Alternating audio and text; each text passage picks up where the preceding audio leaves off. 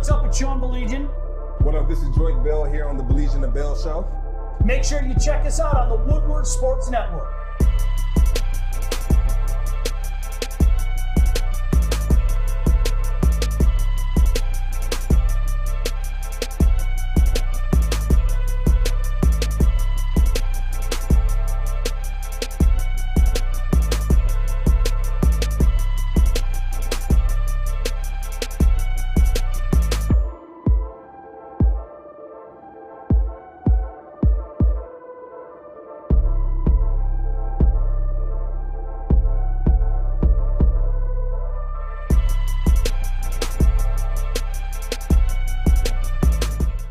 What is up? So glad you could join us wherever you may be. It is a pleasure to be sitting with this guy again. Who is this guy? He's Joint Bell. That guy. What's up, buddy? No, that guy's back.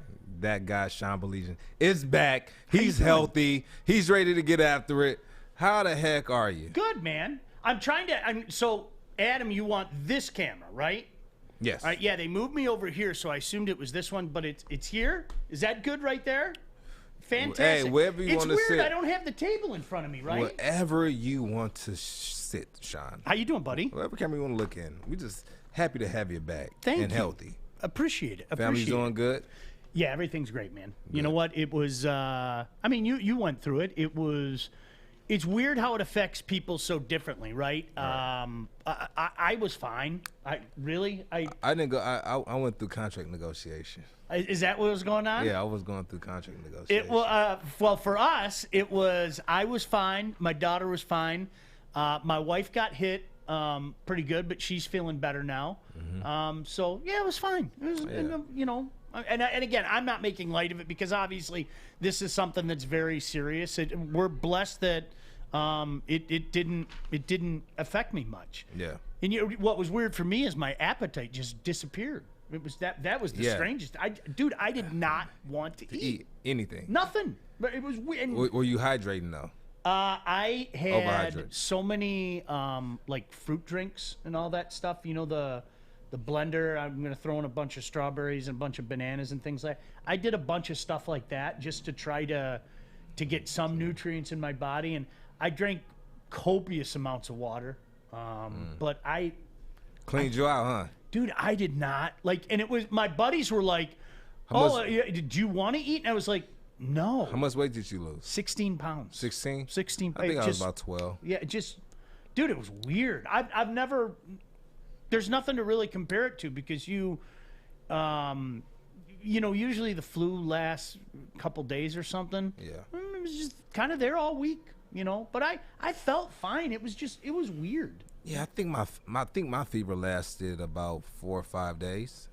And then never had a fever. It had a fever. Lasted about 4 or 5 days. Was popping Tylenol like Skittles, and then the extra strength Tylenol, it makes you sweat, and so I'm in bed sweating with chills, with the fever, and then that lasted and body aches. You had body aches. Oh, big time. And the thing is, I never knew why my back was hurting. Like my low back was just killing. I said, why is my back hurting? Like why? I didn't know why. You never had a back injury or anything like that? No. That you know of? No. Wow, that's crazy. No back injuries. And so it's times where my pelvis it'll become unaligned, and I have to get them adjusted. And then when you walk around for a period of time with your hips uneven, it'll cause some low back issues, but as soon as you get adjusted, you're fine. Yeah, so that's all I've been an athlete. You're gonna be you're running a lot, you're pounding on one side longer, so your hips are gonna shift a little bit, and you just get adjusted, and then you're back fine. And that's the only thing I've ever had with my back, and it was hurting in that spot. Isn't that weird? Yeah, it was weird, and so fast forward, got through that for like the first 5 days. Didn't have any breathing issues at all during that time, and then that ended, and then the respiratory stuff kicked in where I couldn't take the deep breaths, shortness of breath, and so I had the steamer that I would put essential oils in and just kind of breathe it in, whether it was like tea tree, eucalyptus, and it was peppermint. Yeah. And so I put all 3 of those essential oils in the steamer, and I would just breathe it in, and I'll do treatments of that, and it kind of cleared me out. Help get some of the mucus out, and then that was for like another 5 to 7 days, and that was good. You know what's funny? Joyke and I had this conversation during the course of the week, and I don't know if any of you had to do with this. It's like this damn thing knows exactly where to hit your body, right? Because I know I texted you. It attacked my groin day one. Like I had a bike accident now 4 years ago, right? Where I tore my groin and ripped my knee up and everything. And I mean, it took me 18 months to get it back and all that. Day one, there was like this strange pain up in my groin that was reminiscent of when I ripped it to shreds. And I was going, it was probably crabs. This day. Get that penicillin shot in there. Yeah. And I was going, you ever had that before, Alex? What the? I'm like, what the hell? How is this thing attacking my groin? Look at Alex. Alex, put the camera on you. What? That's the guy that definitely have crabs. No, not that guy. That's the sweet, innocent face of an angel. Yeah, no, Alex so innocent. There's Alex. Is that Alex 1.0 or 2.0? Which one? Are you 1.0? I'm 1. Oh, okay. Alex 1.0. Okay. Yeah, he's 1.0. The other Alex is 2.0. All right, fish. Ladies and gentlemen, in the aquarium, the fish. The fish. The Fishmeister. So we have a special guest coming up momentarily. Alex just yell at us when we have him on. I'm not going to say anything. Hopefully we hook up with him in the next couple of minutes. Yes. Big fight coming up this weekend, and we don't want to jinx it. We won't say who, but perhaps we already gave that away. So, D-Town, Detroit made. Detroit versus everybody. A good friend of mine. We've been in contact for years. For real? For years. You know, you know what? His father actually trained my daughter's mother in boxing. No kidding. Yeah, she did. Yeah, she did. Yep. We have videos. We have a video of it. I have to go there one day and have you guys beat me up for like a few minutes. That'd be fun. It'd be a lot of fun. I'd do it. I have no problem doing it. It'd be fun to do that. would. Especially like honestly, like after you're down for a few days, and like that first day that you feel like human again, it's so funny. It's like, I don't know if you guys go through this at home. I wanted to do superhuman things again, you know, and it was almost like, hey dude, do you remember you're like 50? Yeah, it probably wouldn't be in your best interest to be doing this stuff, but I felt that way because I felt like when I came back. I mean, I came back, and that there's like that. It's like an adrenaline push, man. It's like somebody just shot you up full of adrenaline, and I'm like, I'm going lifting. I'm gonna run. I'm gonna bike. I mean, it was that first day you just felt superhuman. Psych.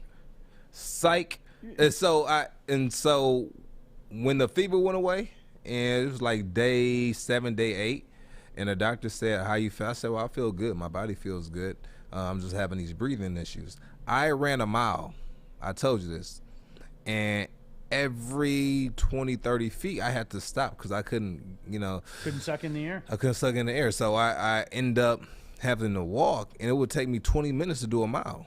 And so I ended up doing 2 miles. It took me 40 minutes. I said, this is insane. This never happens. So weird. Yeah, dude, I'm telling you, it never affected my respiratory system. Thank the Lord. Yeah. I mean, it never, that was one thing that it was congestion, and then it got in my throat for a little while, but it was one of those things, and I'm going to be really gross just to prove a point. I just kept going and shooting loogies. And shooting loogies? Yeah, just like I could feel it. It was loose in there, and so I was like, I'm going in there and I'm getting it. And I went in there and I got those bastards. You got them? Oh, I was spitting. It was like Skittles. Look, there's an orange Skittle, there's a red Skittle, there's a green Skittle, just spitting stuff out. It's great. You know, it was nasty. I had a bottle next to me. I was just right in the bottle. Were you? Just right in the bottle. Yeah. Every time. Thankfully, it was loose because it's exactly like what you were saying. When it's not loose, that's when it can just go into your chest and all of that. So, lots of stuff going on. Tigers knock off the Houston Astros last night. The Wings win. A huge trade for the Wings as well. So many things going on in the world as well. That's what we do. He's Joik Bell. I'm Sean Baligian. Don't go anywhere. This is Woodward Sports.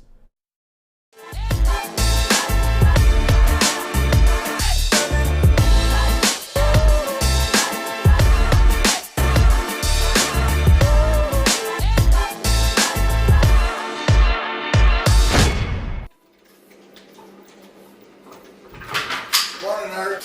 Morning, D-Mac.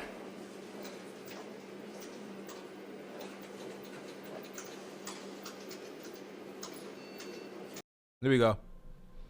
What up, though? And we're back. Popped him. Caught him slipping. Is that all right? What up, Doe? What up, though, dog? I was waiting for you to carry the ball. What up, though, dog? What up, Doe? Dog. So it's gonna be interesting though to have this conversation coming up in just a couple minutes. We're expecting Tony right about now, right? Right about now. We're gonna play 15. Oh, 15? Okay. Yeah, so cool. we got about 5 minutes Okay, to kind so of just- sit back yeah, and just kick a it. couple- just a and talk couple amongst ourselves. Yeah, we can do that. Talk amongst ourselves. No, you know what, Joik? It's interesting because the one thing with being so busy the last couple weeks, first, we got back from a trip, and then we had to take care of my daughter, and then I was down, and then my wife was down.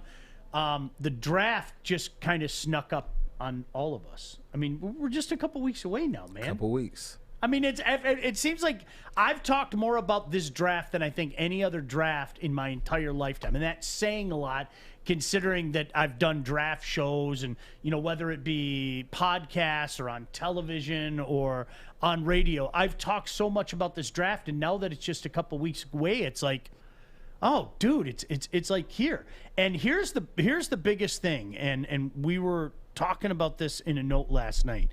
Do you know what I love about Brad Holmes and Dan Campbell right now? What? Love it. What? All right? And if we have a chance to talk to Dan, Mm-hmm. I'm going to tell him this. I don't have a flipping clue what the Lions are going to do. And that's exactly the way it should be. I'm going to tell you what they want to do.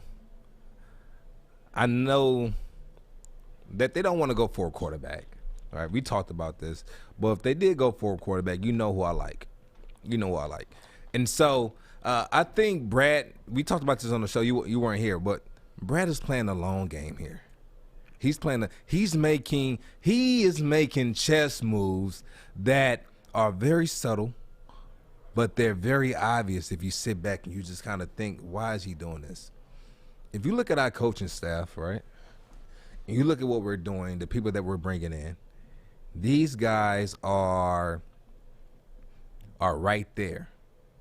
All right, right there to maybe sometime soon get a head coaching job at another team.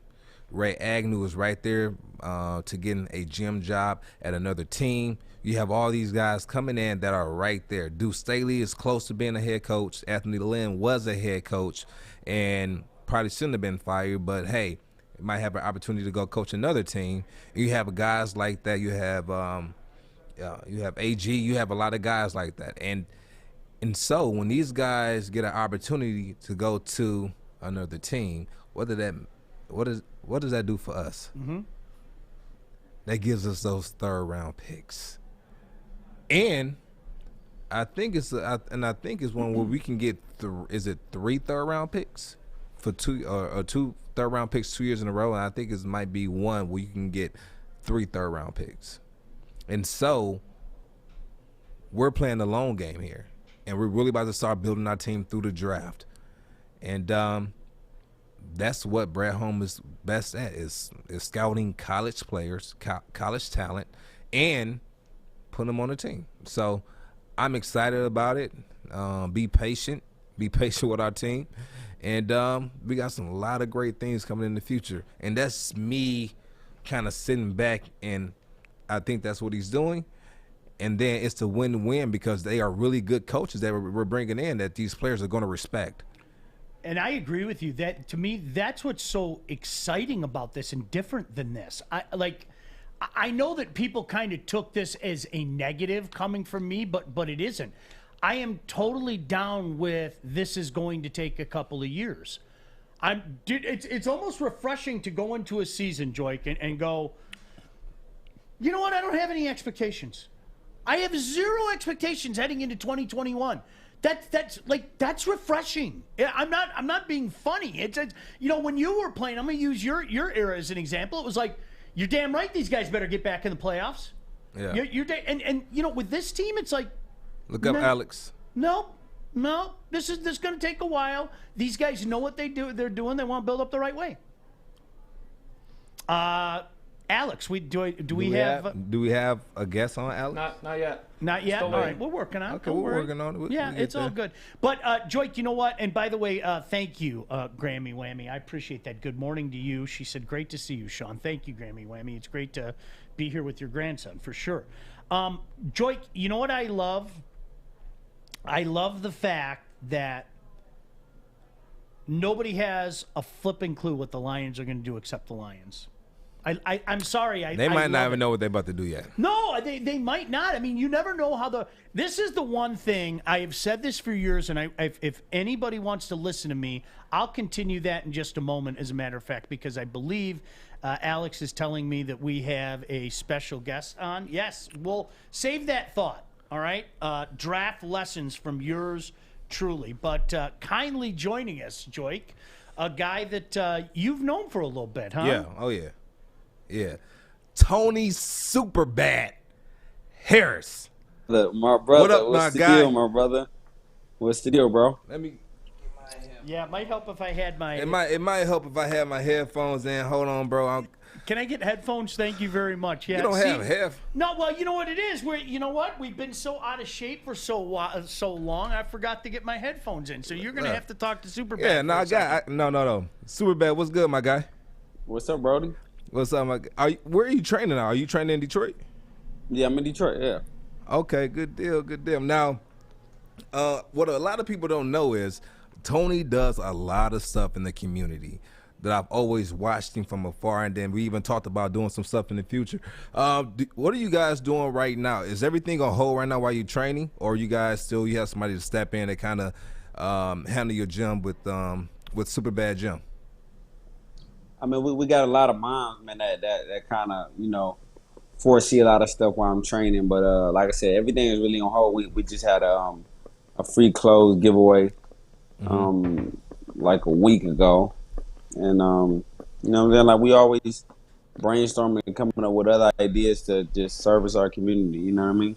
Yeah, you are definitely an inspirational role model in this community. And I've always watched you, and I've always wanted to do something with you. So it's glad to be. I was happy to hop on a call with you and have that initial conversation.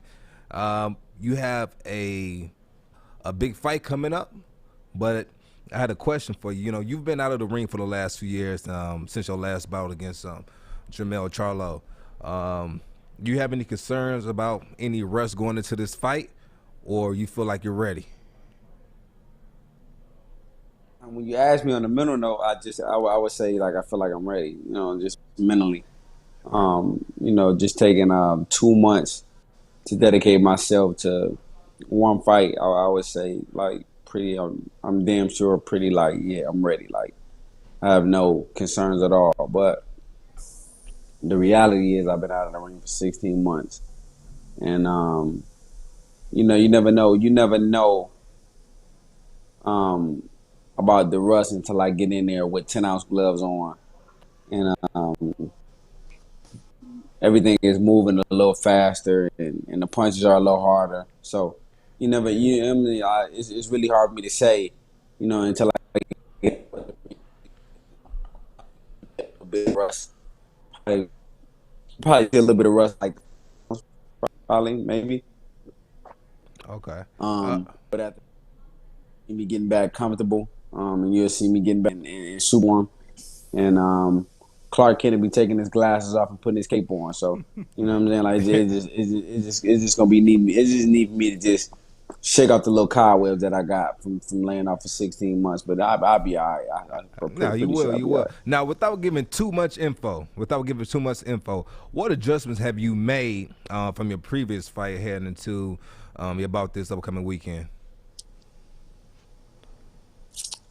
I said that each fight, man, each that's just something. So you know, I don't take nothing from fighting to fighting a guy that can be different, from a different style. Fighting right now is all, so that means he's staying foot first. Whether me and Jamil stand left foot first, so you know I don't take nothing from fighting one guy to the next guy, because each and every person carries characteristics on what they do good. You know what I mean? So no, I took out of it was bust my ass closer, other than trying to do that in one day. You know, just doing that, and then just trying to stay like focused mentally all the way through. And that's boy tired. That boy tired. He got to get ready for that training session coming up at noon. Man, this motherfucking training kicked my ass, but like I said, I thought it was good. I told you. I think just like I said, me mentally focused, and that's been goal, from since we started camp. That's been the goal. I think I'll be just fine. It's coming up this Saturday. It's the Fox PBC Fight Night, the main event. Tony Superbad Harrison taking on Bryant Perella. Hey, Tony, I got to ask you, how did Superbad come about? There's always an origin to a nickname. I mean, what cat doesn't want to be known as Superbad? Right. Hey, there's Superbad. I mean, that's about as cool of a nickname you can get. What's the origin of the nickname for you? Well, the came from the late great Stewart. He gave me the nickname. He said,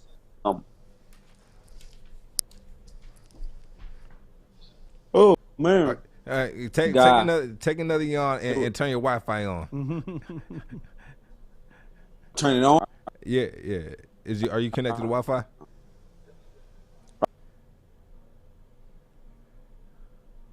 Here we go. You know what's interesting?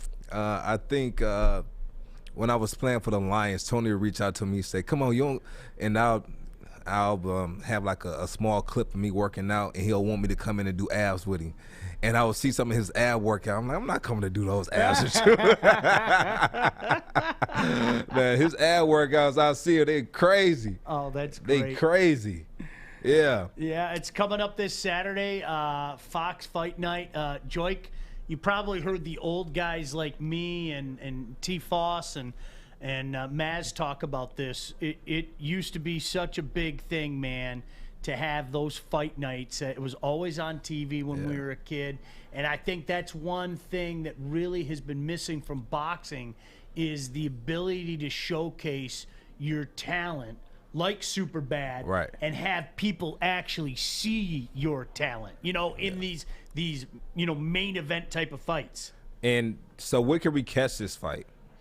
It will be on Fox. It's going to be on Fox and part of the, let me make sure that I get all the information. Let the people know. Fox PBC Fight Night and Fox Deporte this Saturday, April 17th, out in LA. It's tremendous. Absolutely. I love that stuff. Absolutely love that stuff. Yeah. All right, we got him back, and some people are wondering about Superbad as well, so I'm going to let him explain that story. Tony Superbad Harrison kindly joining us. So you were saying Superbad came about how, Tony? The late great Emmanuel Stewart. He was the originator of Crunk, the head of Crunk, the trainer of so many champions. And he used to tell me a story about a guy named Bernard Superbad Mays, who was, he says, the best fighter to lace up gloves for Crunk. And his name was Bernard Superbad Mays. And he's seen whatever quality he's seen in me that Bernard carried. He gave me the name Superbad, and it stuck with me, man, and I just ran with it. So, Emmanuel can never miss. Every time he take a shot, man, he can never miss. If he told you would be world champion, you'll be world champion. If he told you, if you threw a ball 100 yards, it would go 100 yards. Just pick up the ball and throw it, and he could never miss. So. Anything he told me, or how to do it, or how to move, how to shake, I shook, and I ran with the name, and it's been justice from there. Does it matter to you? This is a main event, and we were just saying. I grew up in an era where I watched guys, and I would talk to the late, great Emmanuel Stewart about all the fights that I got a chance to see on television. And that's one thing that I think boxing got away from. How big is it to you to have this fight on Fox Deporte, to have this fight as the main event on Fox PBC Fight Night? I think it's I think Al Heyman is doing a good job by bringing big fights and most fights back to free TV. That gets the damn that gets the casual fan that got away from boxing maybe in the early 2000s or mid 2000s away from the sport of boxing because everything had to be purchased. So I think Al Heyman is doing a good job, man, of platforming some of the best fighters in the world, and it's all on free TV. So, and not only for the sport, but to get people to understand the guy from Detroit, the little guy from Detroit that's been making so much noise, the little guy from Oklahoma, the guy from California. Like, it gives us the opportunity to widen our fan base just as well. So I think that's a big thing for the sport. Yeah. And really quick, I kind of want to shift gears a little bit. I knew this guy was he was very influential in the community, influential in your life. Even it's crazy because he even trained my daughter's mother when she was about to run for Miss Michigan. But your father, Ali, how different is this training camp going into it without having his voice in your corner, the late great? It's really motivated, man. Like the camp this time is just really motivated. I think everybody has got a chip on their shoulder just for him. Mm-hmm. It's a little more relaxed.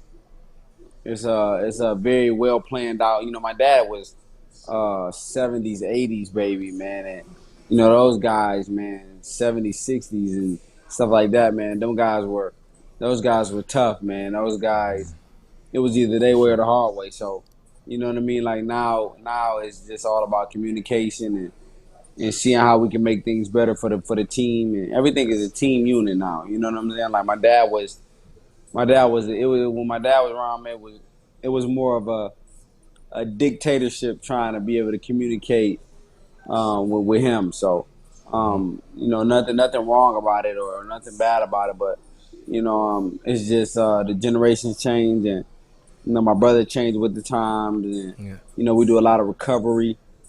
We do a lot of things that benefits me just as well. Back when, we never did that. I never did that. With my father. So, you know what I mean? Like it's more of a change of pace.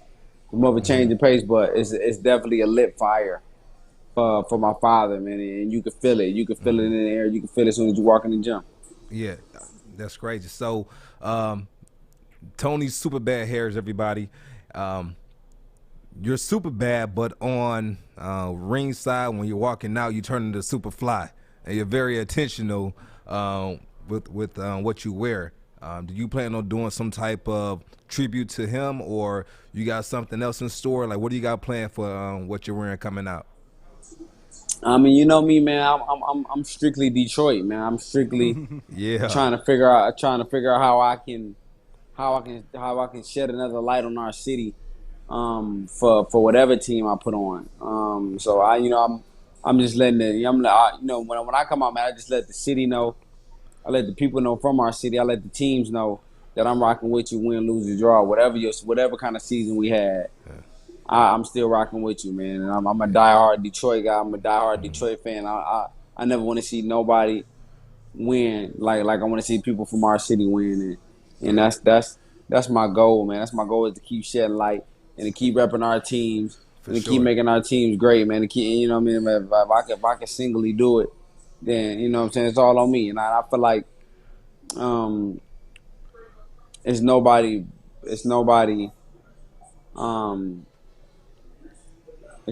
hands I would rather have it in than mine. If it's mano a mano, me versus somebody else, yeah, I like my eye on that. You know what? I'll take that bet. Now, going into this fight, and you're a D-boy, so I know the answer to this, but I want the world to hear this. I want the world to know.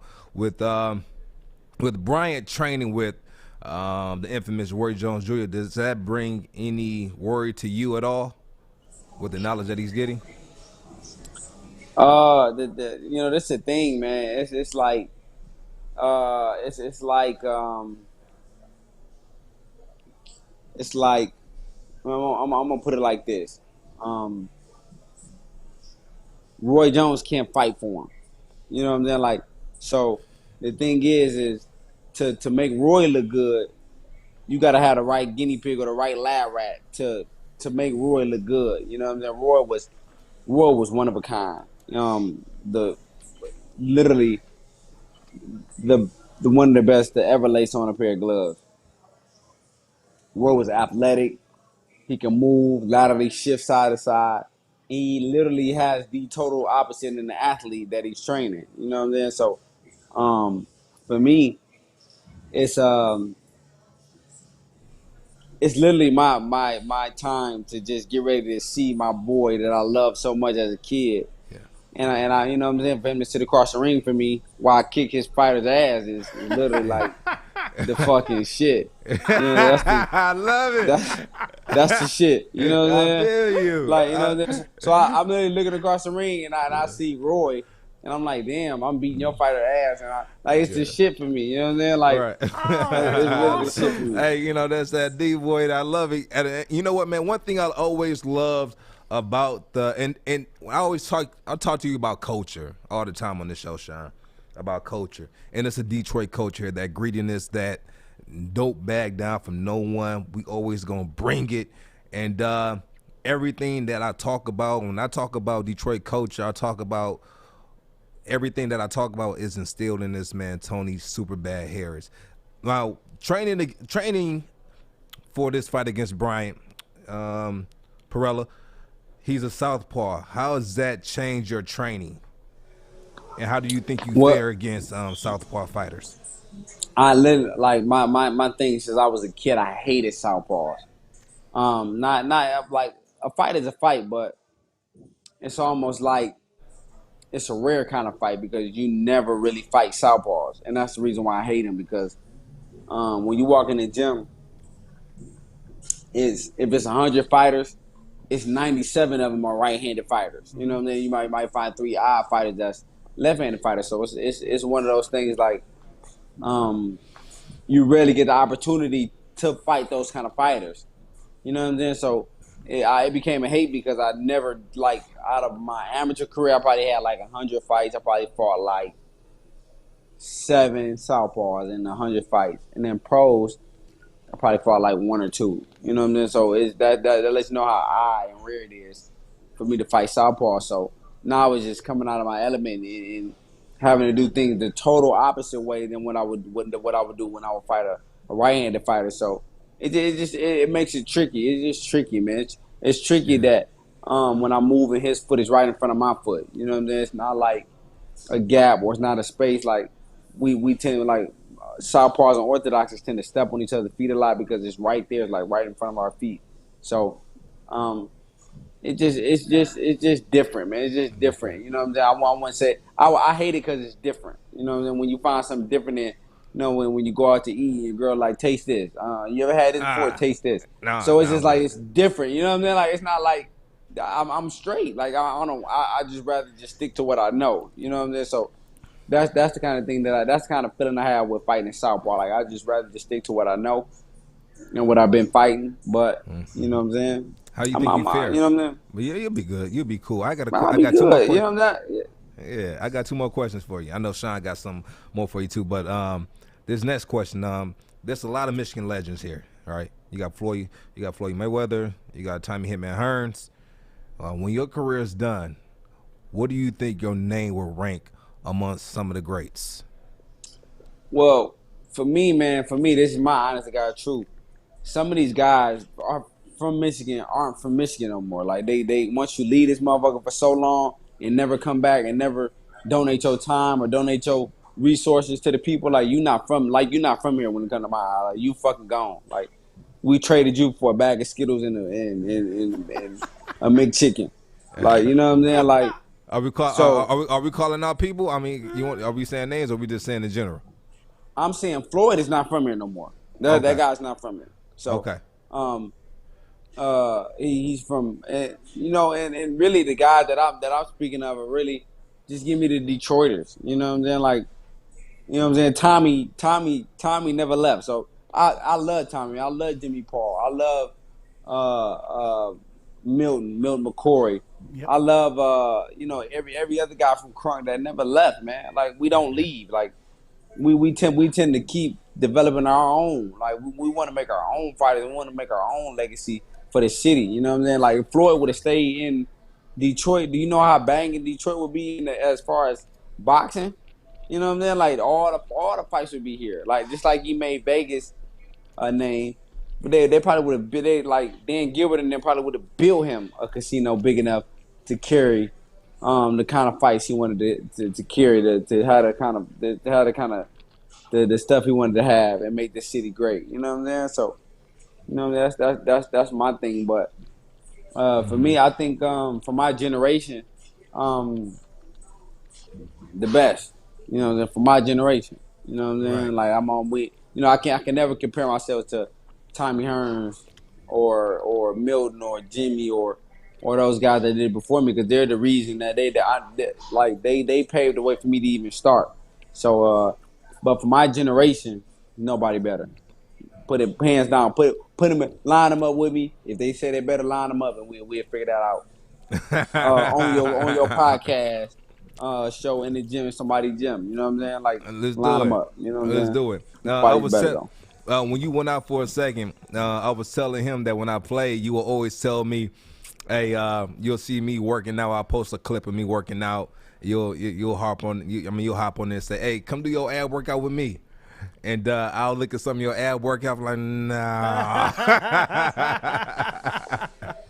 Man, you know what, man? But like any athlete, man, the power, the speed, the ability, the agility, all that stuff comes from the core, man. So all from the core. So if you got a good, strong core, like this guy, he's gonna beat something. It's, if that guy runs fast, he got a good core. If he jumps high, he's got a good core. If he moves laterally good, he got a good core. So, you know what I'm saying? Boxing is strictly core workouts, man. It's strictly core. Like I said, any sport that comes with fighting is strictly core, man.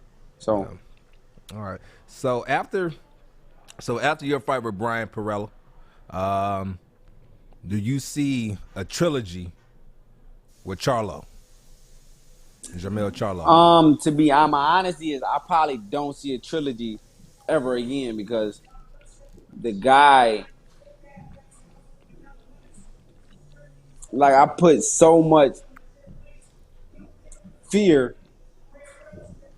in the fact of him losing. Like I don't think he fears losing to anybody but me. Like I don't think he ever fears that. Like so I think the fear that he has to lose. First off, he hates to lose. That's anybody. That's any competitor. But his soreness for losing, if he do lose, is like at an all-time high, and to lose to a guy like me is even at an all-time higher. So I think the fact that I bring it, like a dog in the ring, and I talk shit like a D-boy. Yeah. Like he hates that. Like, you know what I'm saying? So I don't think I ever get the opportunity to have another presser with that guy, which was fucking super fun. It was amazing, super amazing for me because I finally got on I finally got in the element that I love being in, that I'm always in every single day of the week. Right. Living here in Detroit, so I got in that element. I got in my bag, and I talked my shit as well as anybody in the world. So it's funny because because when you fought him, I can see like I can see how happy you were in the ring, and you going into the ring for your first bout, Woody, and giving him his first L. You really put on for the city. I gotta let you know that you put on for the city with that. Man, I'm telling you, man. Like we won so much money, man, that night, man. The odds were like 9-1. When I said we won so much money that night, man, my cousin bet so much money, man, and my cousin, all his boy, they all bet so much money. They all took me shopping. Like, you know me, man. Like I'm not a guy that gets money and goes shopping. Like, not with my money at least. To go to Somerset and buy this stuff that I see everybody wear, even though I have the money to buy it. Like, that's just not my genre. You know what I'm saying? Like, those guys won that money. I won those guys so much money. They took me to Somerset. I bought literally everything on their budget, man. And I was like, cool. Like, you know what I'm saying? Thank y'all. Yeah, thank y'all for blessing me, for blessing y'all. You know what I'm saying? So, we won so much money, man. Like I said, the second fight was so much better than the first one, though, because it became hatred between two people. And like I said, the hatred was real.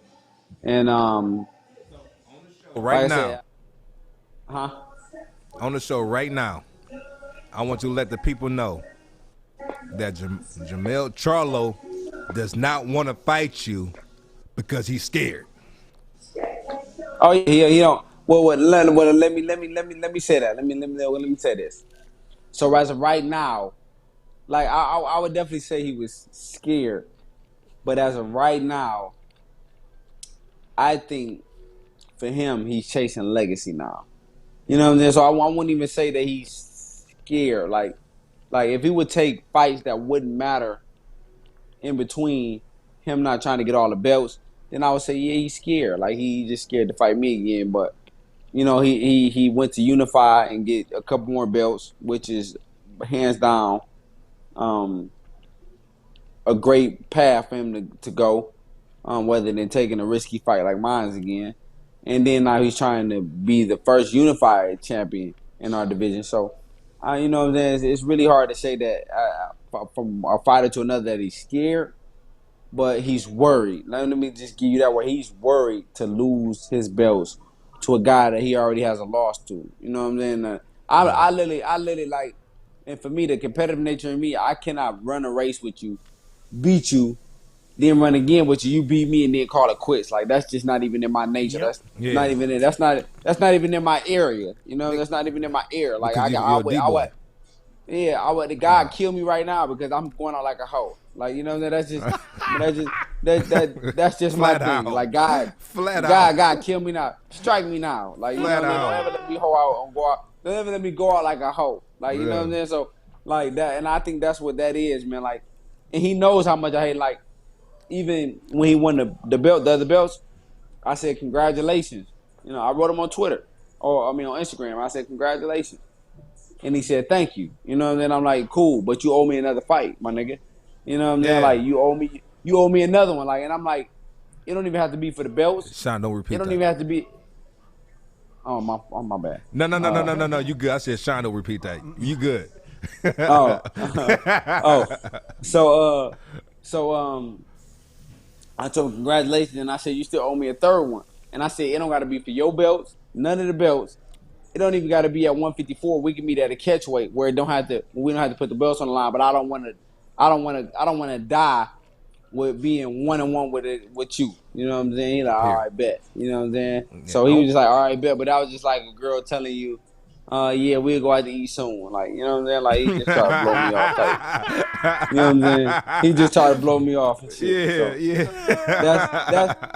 but that just showed me how interested he was in fulfilling the third fight that made the sport thrive and for 38 minutes. You know what I mean? The sport was on fire, man. So It was. the people loved it, the fans loved it. I want to do it again. They want it again. It's only in fighting, man. It's crazy. In fighting, it is the easiest thing to make when you have two people that want to fight each other. It's literally like Drake. Let's fight. You say yeah, I say yeah. We call the promoter. Like, it's literally the easiest thing to do. But you know, it's hard when you have two people that one person that wants it bad and the other person that don't want it at all. So it becomes a point where I have to fight my way back to that position to do it again. Right. And so I want people to understand this, that when you beat him, when you beat that man, that was his first loss. And as he continued to fight, he hasn't lost again. He hasn't lost again. And so you make some perfect, you make some good statements when you say he doesn't want to put his belt on the line. But that's that D-talk, Sean. Yeah. Oh, it's tremendous. And That's that D-talk, man. I cannot sleep at night knowing that I'm drawing with a man and I got that bad taste in my mouth. Sour. It's sour, man. It's sour. It's just sour a bad, Skittle. it's just a bad taste. And you know what, man? It's sour, man. It's sour. And so you know what? You going into this fight now.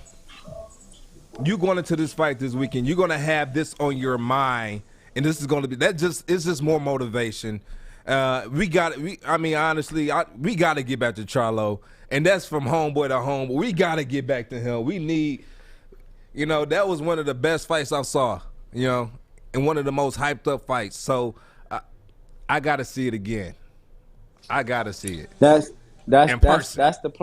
That's the plan, man. That's legitly the plan, man. And like I said, I went from the first fight being a boxer, Ray Leonard kind of got moving around, to a Marvin Hagler in the second fight to pushing him back and making him move around. So, you know what I'm saying? Like, it was fun, man. It was super fun, man. And he know I would love to do it again, man. And the people know I would love to do it again. But you know, it's all on him, man. You know, just like any other thing, man. The deck is stacked against Detroiters, man, all the time, man. So it's always gonna be stacked against us, and they never just gonna let a Detroiter get in. We got to kick our door in. So. Hey, I keep kicking that motherfucker in. That's how I'm going to do it. My guy. Tony Superbad Harrison, it is this Saturday taking on Bryant Perella. Main event of the Fox PBC Fight Night on Fox Deporte this Saturday. Hey, Tony, I want to ask you one more thing. Is there a big difference to you? What do you think the future holds for you? Whether it be... do you like being a junior? Do you like, what's the best thing for you? Do you want to move up to middleweight? Where do you feel most comfortable? Where do you see Superbad continuing his illustrious career? I think 154, man, is fucking popping. I think it's probably the best division in boxing. Like, it's stacked from 1 to 10. If you look at the guys that are ranked top 10, I think you can mix and match and mingle and make a great fight each and every time. And I think I like the division so much because you got these guys that are competing. And I always want to compete, man. You got these guys like top 10, like we have another fight coming up that's very interesting. 2 guys that are top 10. And one of the guys are looking to fight me. And I'm like, now you ready to fight me because you stepping up to the challenges that I think you should step up to before you challenge a guy like your boy, the D-Boy's finest. You know what I mean? So I think the division is like amazing. I think everybody's competing, everybody's fighting each other. And that's like the 90s, Tommy Hearns, Hagler, Duran, you know, all those guys were fighting each other, man. And I can't shy away from my division for another division that's not even as competitive as mine. So I would stay here until I retire because it's super competitive, man. And everybody's fighting everybody. So Beautiful. I like that. Absolutely beautiful. Hey, dude, you know we're behind you. I mean, super bad. You know, for people that didn't know you yet, they're gonna find out soon. If you didn't already give an apt introduction today, you are D through and through, man, and you represent this area so well. I mean, mad respect to you. Seriously, tip of the cap, mad respect to you. My appreciation, my brothers, man. And I told my boy, man, I would definitely do this show. And I love you guys' show, and I told him after the fight, man, just open the doors for me because I come sit in next time. Yeah, no, always come chill with your boys. Open, always open, bro. And before we let you go, is there anything you want to shout out? Anybody? Your Instagram at May Detroit 1990 on IG, your Twitter, anything you doing in the community with the kids? Anything you want to kind of promote right now? No, man. I just want everybody to just tune in Saturday. Follow me on Instagram at Made in Detroit 1990 because anything that we are doing for the community will be on that. You know what I'm saying? So you can always keep up with the community activist part of me, and just like I said, just tune in, man. Detroit, man. We one nation. I think that's a Lions thing, right? One nation. One pride. Yeah, one pride. One pride. One nation, one pride, or something like that, right? Okay. So guess what? One pride, man. One pride, and we stick together, and we run out that tunnel together, and whatever happens, we walk through that tunnel together. So, through and through, let's get the job. We're gonna get the job done this Saturday, and then we're moving on to bigger and better things. We definitely are gonna get it done. Everybody, Tony Super Bad Harrison, he's coming through on the Baligian the Bill show. Always love having my guy coming on. And we'll have him on after the fight. When he's going to come in with the belt. He's going to come in with the belt. Not a problem. Have been on the whole show with the belt on his shoulder. With a mask. No mask. With a mask. Y'all might not be ready for me to come in if y'all keep talking about masks, man. Y'all ready for me to come in, man. Kick some mask, Tony. Seriously, that's all we're looking for, baby. I got it. Well, you got 5 minutes to get to training, man. Are you already at the gym? I'm at the gym. I'm doing it at the gym. Okay, cool. Thanks for the time. Really appreciate it, Tony. My guy, Tony. Not a problem, bro. All right, Tony Harrison, super bad. What a cool dude. Yeah. But you know what? I love the line that he had that destroyed me was when he was talking about how much respect he has for Roy, right? It's like such a Detroit thing. I got so much respect for Roy. I'm looking across the ring. Roy, you're my dog, but I'm gonna kick your boy's ass. I mean, that's just. I mean, to me, Joik, that's so Detroit. Like, I got my respect for you, but you better know I'm coming, and your boy's going down. I mean, that was just such a Detroit thing to say, man. Yeah, it was cool. It was cool. I'm telling you, hey, to be able to watch Roy Jones, because you know what? Because Roy Jones reminds me of my father. They look just alike. Yeah. If I had a picture of my father, and we talked about my father being a boxer, and he was a Southpaw just like Roy Jones, which is, very rare. And so that was dope. But we're overdue for a break. But before we go, have I told you about Northwestern Tech? Start a new career in an industry that is always essential. The heating and cooling industry. Learn more today by visiting northwesterntech.edu. This is the Baligian the Bell Show. Joik Bell, Sean Baligian. Stay tuned. You don't fumble the ball at work. Hey, Joik Bell, Sean Baligian. See you guys next weekend.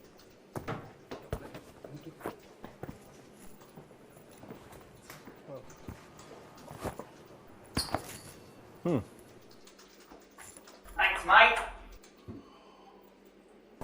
Oh, Bell's soft. Wait till it comes to New Zealand. Pour that out. What a great dude. Seriously. I just mad respect. Those guys, you have to remember, it was funny listening to him. The one thing that I will say about boxers that I have, this is just the course of my time, okay? And I told you, I got to know Emmanuel Stewart a little bit, and he was just such a cool guy. And Emmanuel was one of those guys that like he could sniff out BS, right? He could sniff out BS, and if you didn't know what you were talking about, he was gonna be respectful because that's the type of man he was. But he wasn't gonna chat with you much, and I think he found out what a boxing fan I was growing up and everything. Who is this? Emmanuel Stewart, and Okay. we talked about so many unbelievable fights, and it was like I'll never forget because like he'd kind of look at me and go, "You saw that fight?" I was like, "Dude, you don't know who you're talking to." Like when I was growing up, I mean, that was just boxing was in the very highest of my sports pantheon and everything. But hearing your boy talk about the guys from yesteryear, the respect, boxing is unique in. I think these guys really like take the cap off and show respect to those who came before them, unlike any other sport. Yeah.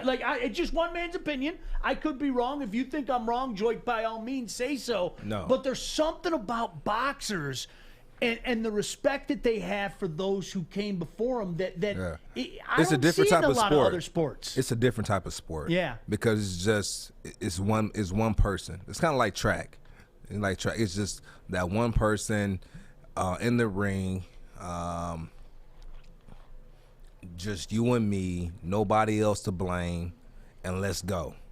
And that's kind of what it is. It's like an all-out war once you step inside that ring, because like Tony said, Roy Jones can't fight for him. He can't fight for him. Once you step into that ring, you by yourself. Hearing him just drop the knowledge on not only, that was such a special group, Hagler, Hearns, Sugar Ray, Roberto Duran, okay?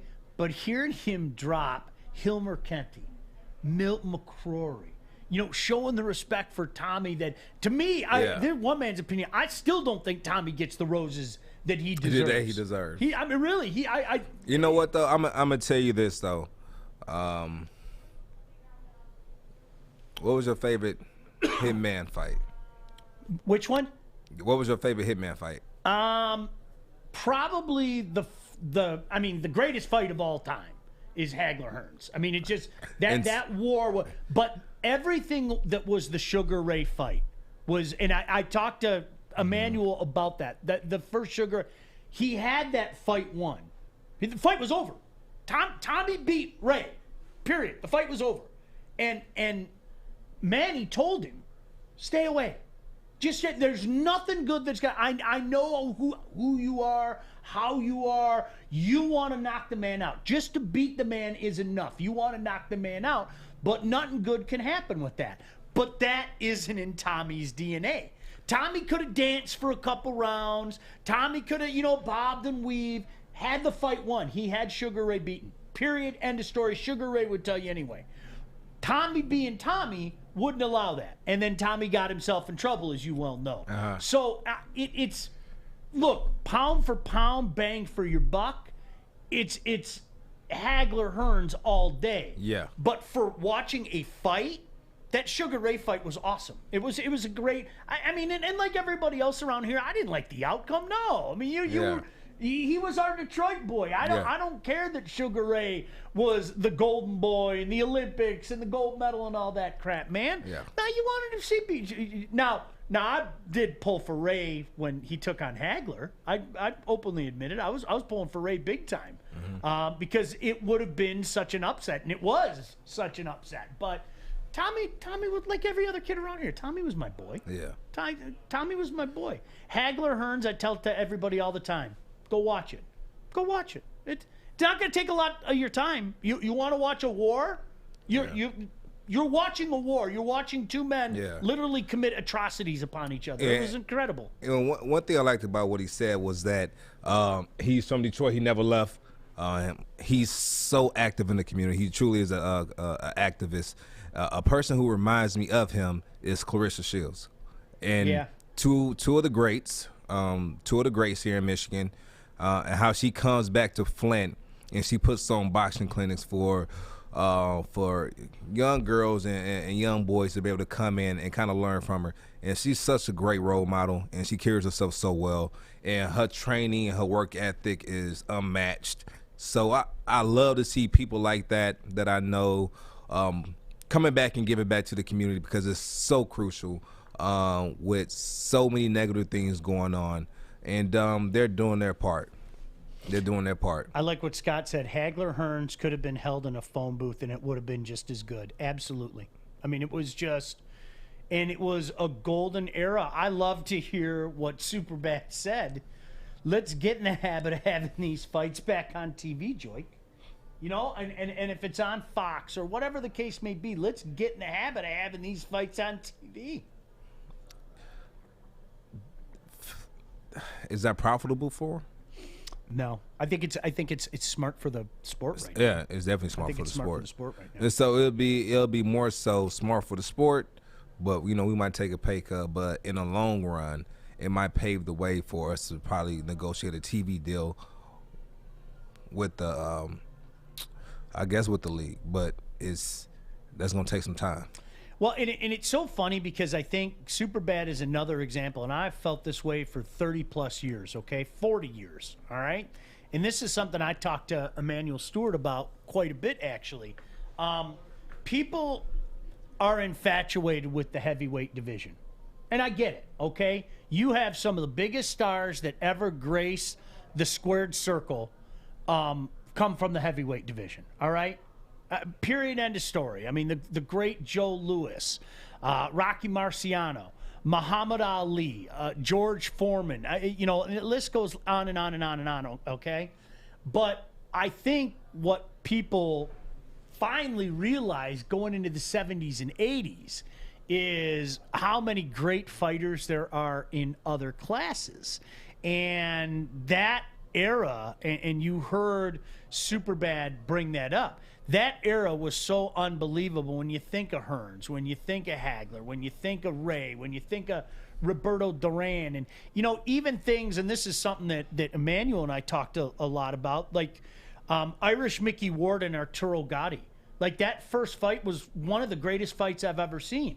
And it was funny because when I talked to Emmanuel, like, this was like the first time I really talked to him. Like, he kind of stopped for a second. He goes, "You saw that fight?" I go, "Yeah, you were phenomenal calling it." And he stopped for a second. He goes, "Listen to me." He goes, "That's one of the greatest fights of the last 20 years." And I go, "I know.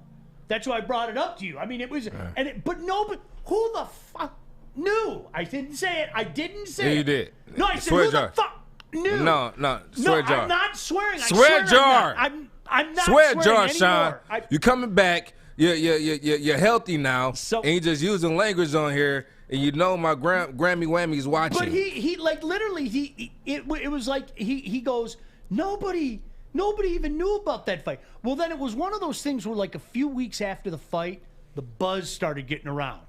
Oh my gosh, yeah, you got to watch this fight. And then all of a sudden, maybe 6 months after the first fight, everybody's clamoring for number 2 because by then they had seen that first fight and how these two guys went to war. And so, it, like so many other things, it was never going to live up to it in part 2 and part 3 to finish the trilogy and everything. But it was just one of those fights where on that particular night, everything came together and two guys put on a show that I hadn't seen in boxing in a long, long time. And that's why I appreciate guys like Superbad, because it's bigger than them, and they know that. It's bigger than them.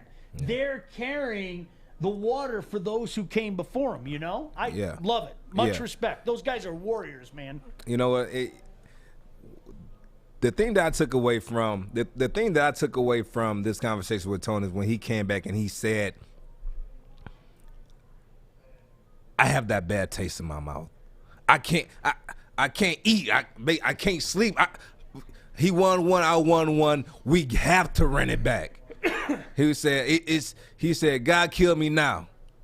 God kill me now. If I was in his position, I didn't fight him again." He said, dude, I feel the he told that man, "You owe me way. another one." And this is his word. He said, "Nigga, you owe me another one." And that's what he told him. His exact words. And so, for me, I feel him on that because when I was a competitor, when I was playing, and even now, I feel that way. I have certain games I might send to my boys. We might play Game Pigeon. I don't know if you ever heard of it. And they might beat me in pool. We got to play again. You know, another person who was like that when I played against him was Reggie. So Reggie Bush will play ping pong, and he wasn't that good. But over time, he got really good. Still couldn't beat me, but he was really good. And so he bought a ping pong table for his house, and he was playing with his wife, and she actually got pretty good, and they'll play each other. And so I go to L.A., and I go up. I go to his house, invite me over, we have dinner, and he rolls out this big ping pong table, and he would not let me leave his house until he beat me one game. Until he beat me. I won 10 games straight, and then let him win the last one just so I can go. And then he said, all right, cool, you can go now. But it's just something about losing and not running it back. It's like going shooting craps with your boys on the block, and then you take their money and say, all right, guys, I'm out. They'll look at you like, no, you got to give me an opportunity to win my money back. That's exactly it. I got to win my money. Yep. You can't do that. You get some people on your head for that. And so I love his mentality. I love his attitude. It's so Detroit. And like you said, they always count Detroit people out, and that's why we always come out and say, and I always come out and say, Detroit what?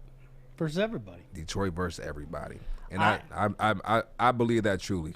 You know what's funny? I maybe it is a Detroit thing, because I can't accept even. I can't. If you and I played ping pong, I would much rather take Joik Bell 2-1 over me than, well, we split. No such thing as split. So then you know what you do? You play one more. And if you beat me, I tip my cap to you. Joik, you beat me 2 out of 3. Yeah. But Joik and I were even. No, they're not even. What's even? There's no even. Either he beat me or I beat him. Yeah, somebody has to submit. There's no even. Somebody has to submit. It's funny you mentioned card game, because it's so my old group of friends and I, we play cards until 4, 5, 6 o'clock in the morning. One time a year we get together. We Poker? Everything. Mostly poker, but like literally everything. Like Joik, no joke, we get together about 2 o'clock in the afternoon. We'll go until we can't go anymore. It's usually 4 o'clock in the morning, but we just go and go. But we've gotten older now, and last year in particular, it was about 1:30, we all started getting tired. Well, here's the thing. You know what? If I got a stack of chips like this, and you got a stack of chips like that, or there are no chips sitting in front of you, you know what we do? We give you that app. We play one more round. If somebody says, dude, listen, I can't go till 4 o'clock in the morning. No way, no how. I'm dead. But 1 o'clock in the morning, he goes, one more round.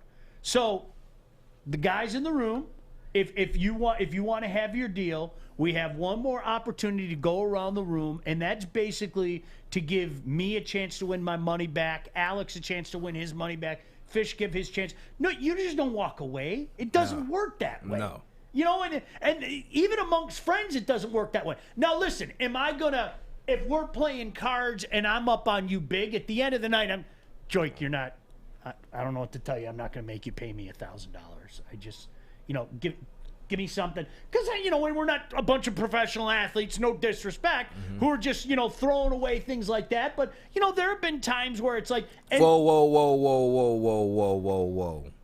We're not professional athletes just throwing money. So you're saying that I just throw money out like that? No, because I'm a professional athlete? You guys have a little bit more money than the average So that means person. we're going to throw our money out? You might. Nah. You might, Rabbit. You might. No, but I hope you understand what I'm saying. It is, some of my buddies aren't, doing really well and everything. So what I do is, I'll just say, I always make the offer. It's like, okay, dude, you don't have to pay me that you lost.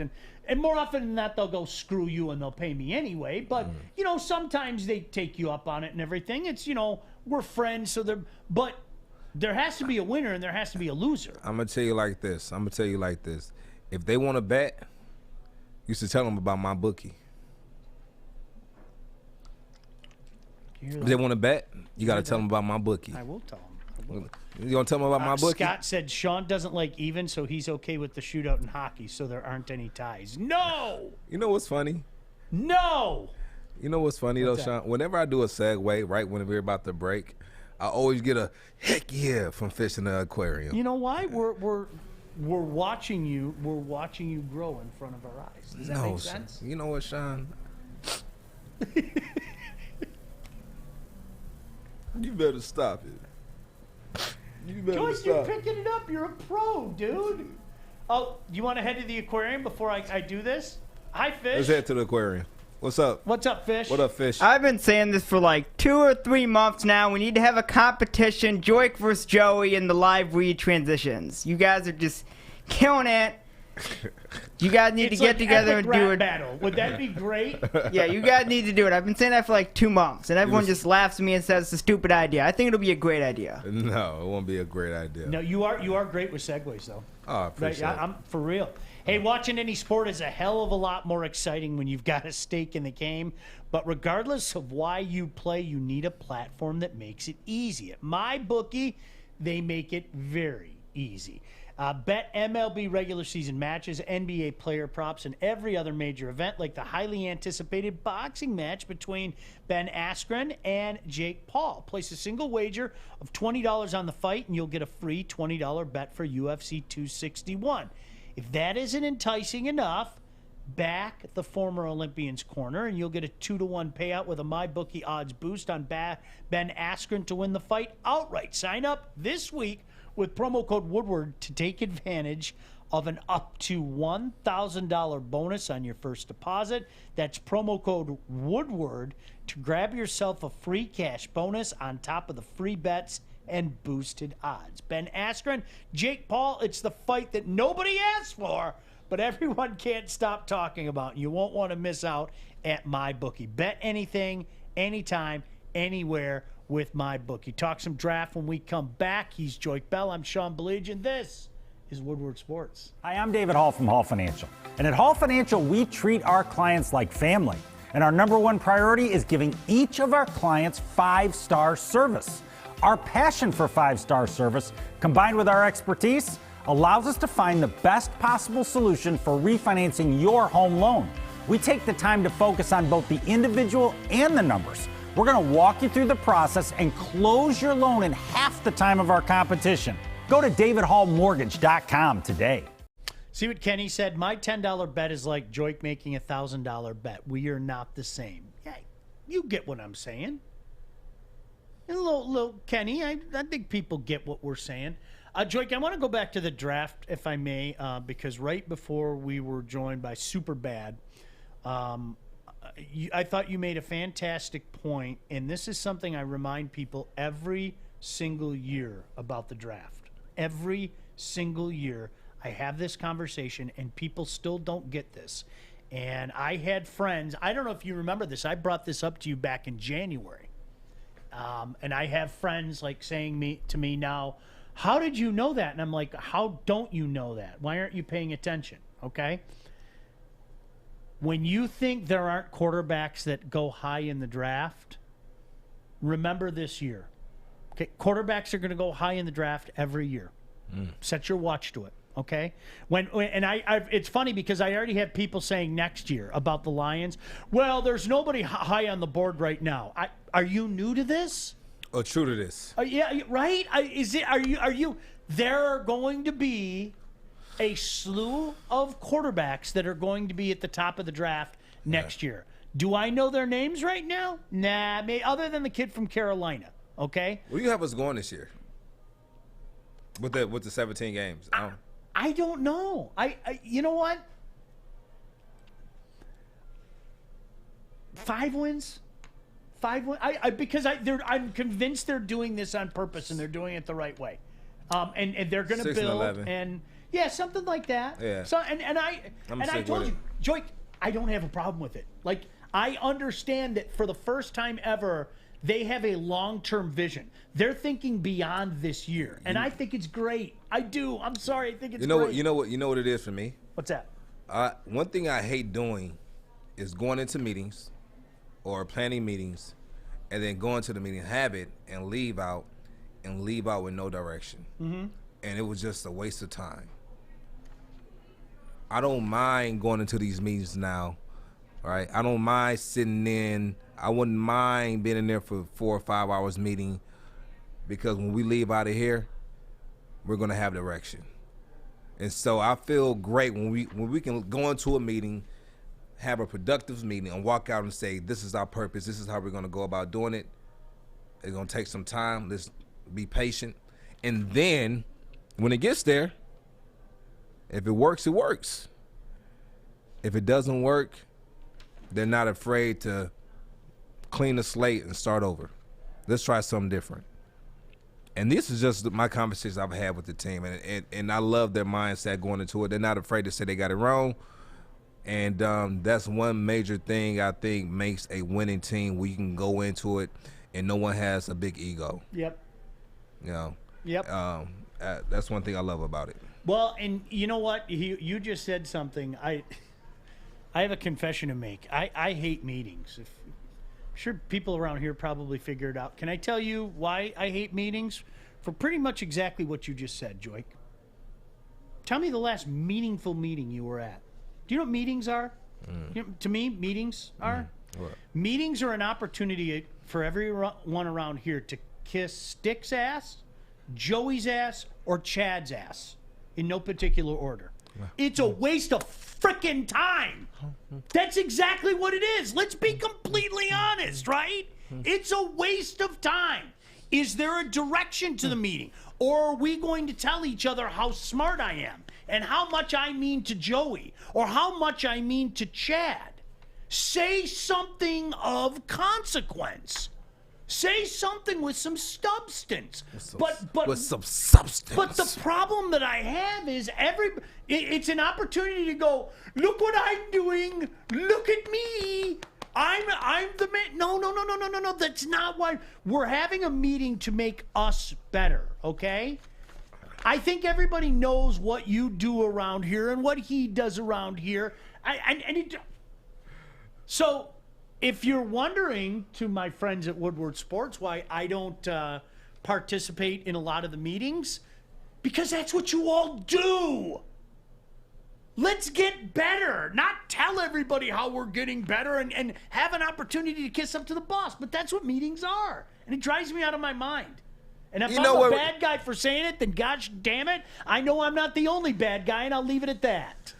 You know what really grinds my gears? That's exactly it. You know what really grinds my gears?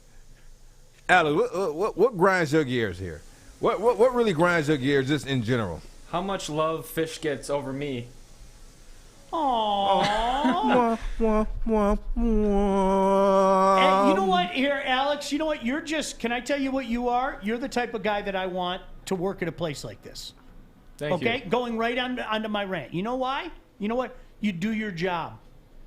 You do your job. You're not making waves. Nobody's noticing how you screwed up. Nobody's noticing that you do your job every day. You just do your job because that's what we're paid for. Well, you are. I'm not. Alex, he's basically saying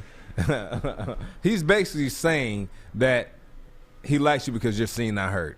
No, yes. That's what he's saying. There, I am. You're saying that. That's what he's telling you. But you know what? He's telling you have no worth. Your voice has no worth. No, that's not true. Do you know what? That is what you're saying. No, because you know why? I don't have to worry about you during your job. You do your job. It allows you know me why? It allows me to worry about me, and there's enough to worry about with me. You know what I mean? And trying to go on the air and do that thing. When you have to worry about, did Fish screw up? Did Fish screw up? No. We yes, got rid I did, of the like person always. that screws up. We got rid of. Art's not here anymore, so we don't have to worry about that. But yeah, I mean, do you get what I'm saying? That's what I want. I don't want to worry about, did Alex do this right, or Alex is in the back and oh my gosh, I want to does he have the camera set up because we have to do the shoot. Those are the things. Like Joy, you know what I want to worry about? What's the most important thing at any job in this business, whether it be on television, whether it be on radio, and I've had this conversation 50,000 times with people, okay? Do you know what the most important thing to Woodward Sports right now is? The Baligian and Bill show. You got that right. Right now, this second, okay? This second, the most important thing to Woodward Sports is the Baligian and Bell show. Period. Period. End of story. Blank. Okay. Period. And you know what? Tune in. Guess what? Hold on. An hour and 41 minutes from now, you know what the most important thing on Woodward Sports is? The hook. The hook. The hook. What's on the air right now? Correction. That's the most important. I don't give a shit. Art. What was I Art? don't give a crap what's going on in your booth or back there. The most important thing is what's on the air at that moment. And when we don't have to worry about all this stuff, when Chad doesn't have to worry about all this stuff, then we all know that we're doing our job. How's that? Go ahead, Fish. Hi, Yeah, Fish. correction. It's actually 2 hours and 40 minutes. Show starts at 3, not 2. Okay, 3. Sorry. Thanks, 2 Fish. hours and 41 minutes. Thanks for correcting us on the air like that, Fish. Well, I just didn't want anyone to. Definition of Chad, I got it right. I'm not saying that. I didn't want people to tune in at 2 and say, "Where the hell's the hook?" And then you'd get messages. Stick of Joy would get DMs saying, "Why is the hook not on? You lied to me." And then maybe they'll throw some bleeps in there. Some bleeps. I'm glad. You think Fish, we're worried about thank you some for bleeps? correcting me. See, You think we're worried about some bleeps on the Baligian and Bell show? Scott, Alex, are you worried about some bleeps? I am not worried about Are you some worried bleep about some bleeps. bleeps, Sean? I never worry about Okay, bleep bleeps. I I've just, lived with bleep just bleeps making my sure. entire Just making lifetime. sure there's no bleeps. Scott said the best coworkers are the ones that don't make me do extra work. The best bosses are the ones who tell me what they need to get done and then get out of my way to do it. Yes, it isn't. It's not that difficult, right? If you do your job, things are going to be okay, and this place is going to work well, right? I'm sorry. I'm a firm believer in that. And when we start to overthink it and we try to tell Joey how important we are and how much we're doing, and we try to tell Stick, and then when Chad comes here, oh my gosh, it's one of two things. It's either the people's cowering from Chad, or it's almost like, let me present my brazen images to Chad and tell Chad how important I am to everything. You people make me sick. Just do your job. Trust me when I say this. Chad will appreciate you more if you do your job. I promise you that's the case. That's the case. That's the case. Jeez, oh, Pete. The most important thing is what's on the air at that point in time. And Sean. I have this argument with the young people all the time. Sean, you seem worked up. I think you. What's one thing that makes everybody happy? A little bit of money. That make you happy? I like money. You like money? I do like Well, money. let me talk to you about Hall Financial. Have I told you about Hall Financial? Interest rates have started to fluctuate, so now is the time to call Hall Financial. You don't know what's going to happen, so be smart and make the call now while rates are still low, because you can be saving a lot of money. Hall Financial is fast, and they do all the heavy lifting for you, so go to davidhallmortgage.com now to get started. Hall Financial, lower payments, better options, and more personal attention. Joik Bell, Sean Baligian. Baligian the Bill Show here at Woodward Sports. Stay tuned. Spinning him down, putting the ball in the 1. Second and goal, and Joik Bell goes in for the touchdown.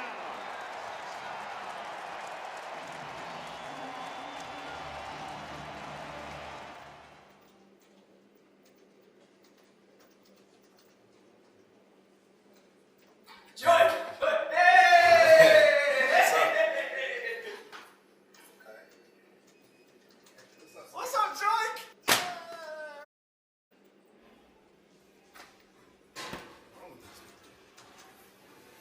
Hey, Joik!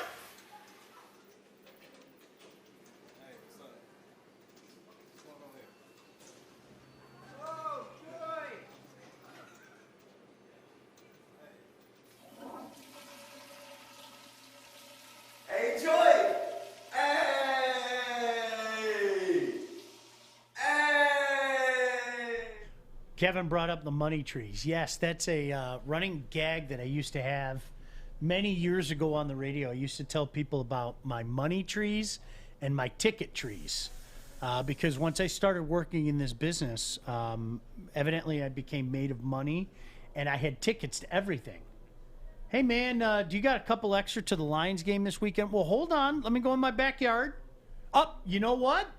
Just fresh on my ticket tree. Here you go. 2 seats at the 40-yard line for the Lions and Packers this weekend. Huh? People, I'm sure it happened like mad for you. I can't even imagine what it was like for you. Oh, of course I have extra tickets to the game. Sure. I have a whole side of the stadium if you'd like. What are you doing? We still don't know what the Lions like, but what we do know is a slew of quarterbacks are going to go early. Now Mac Jones' name is up there, which I'll be honest with you, even I'm surprised his name is as high as it is because to me, Joik, I'm not that high on Mac Jones. I just don't think he moves real well. I got to be honest with you. No. I'm absolutely not. I'm not a. No. Absolutely not. He better not be on the list. No, he's not on the list. Do you have that's not what we're looking for right now. I don't think they are either. No, that's not what we're looking for. Here, can I say this though? This is Joik. Do you trust Brad Holmes? I trust Brad Holmes. I love what I'm seeing out of Brad Holmes so far. Brad Okay. Holmes. What if the Lions walk up to the podium? What if the Lions walk up to the podium and they say, with the 7th pick of the 2021 NFL Draft, the Detroit Lions select Trey Lance? Now, do I think that's going to happen? I don't. Okay? I like Trey, though. But what I mean by that is this. Do you know what we don't know? And this, again, adds to my appreciation. I don't know what the Lions think of these guys. Because I agree with you in theory. The Lions do not need their franchise guy right now. They don't, okay? And I'm going to say it for the umpteenth time. Jared Goff is not your franchise quarterback. He's going to be here for a couple of years. He's going to be a nice placekeeper, and then they're going to have a quarterback, and he's going to be the guy that takes the Lions, hopefully, to heights that we have not seen in our lifetime, okay? So do you think that Jared will be Goff a rookie? isn't that guy. Do you think that's going to be a rookie, or do you think that's going to be a free agent? I think that they're going to draft a quarterback in the next couple of years, and that is going to be their franchise guy. Just one man's opinion. One man's opinion. What we don't know, if Holmes and his staff have graded this guy out and they're drooling over this guy, then draft him now.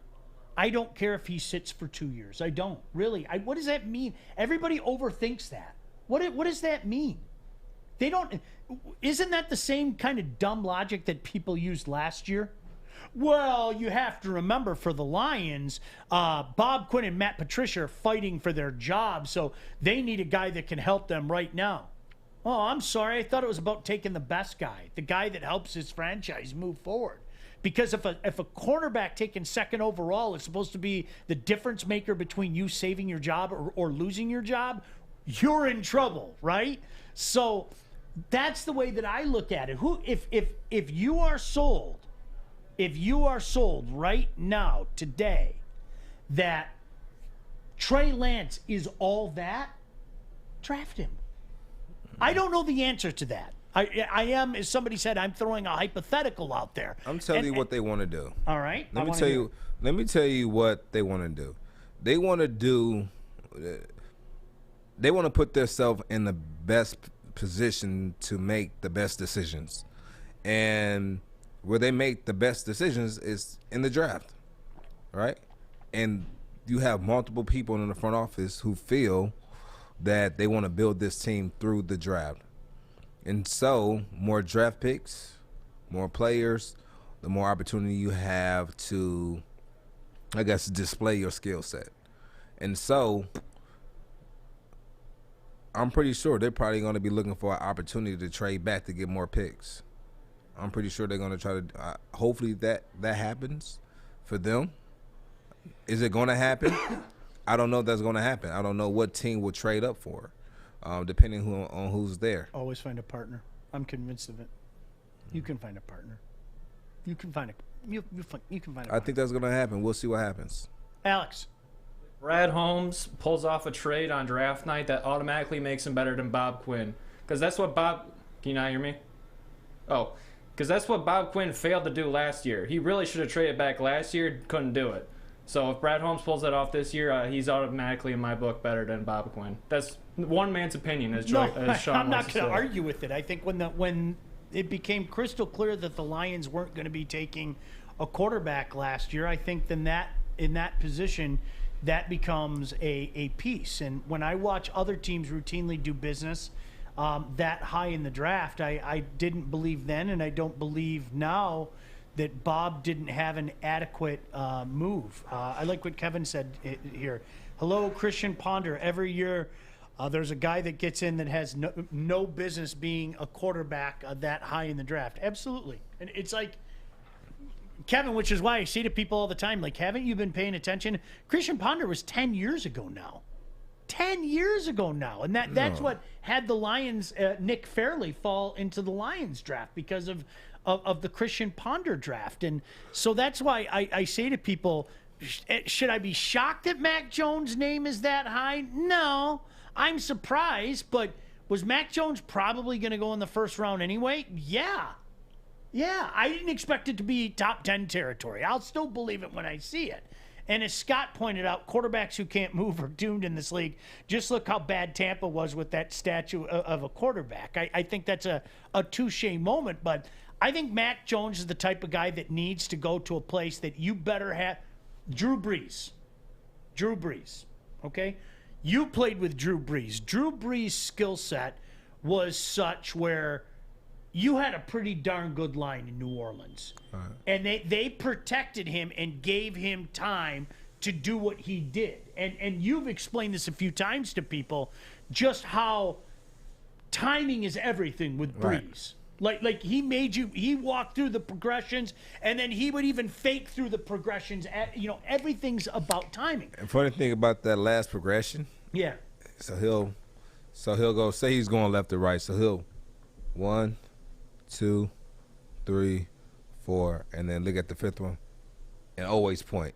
Yeah. Yeah, and always point, and then he'll, okay, you guys are in the right position. Now I think that was a way for him to always know, to remember. Okay, this is this concept. So he's there. Okay, they're all in the right position. Yeah.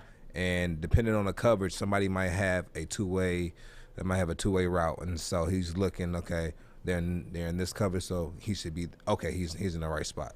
All right, and so that's one thing that made him great. His consistency on continuing to do the same thing over and over and over, to where it became redundant. Well, and you know what the thing is? Part of the reason why that was able to work as well as it did is because he was protected. Yeah. If he had to run around for his life, there's no way. What did people always say about Peyton Manning? When were you going to throw Peyton off? You have to throw Peyton off his timing.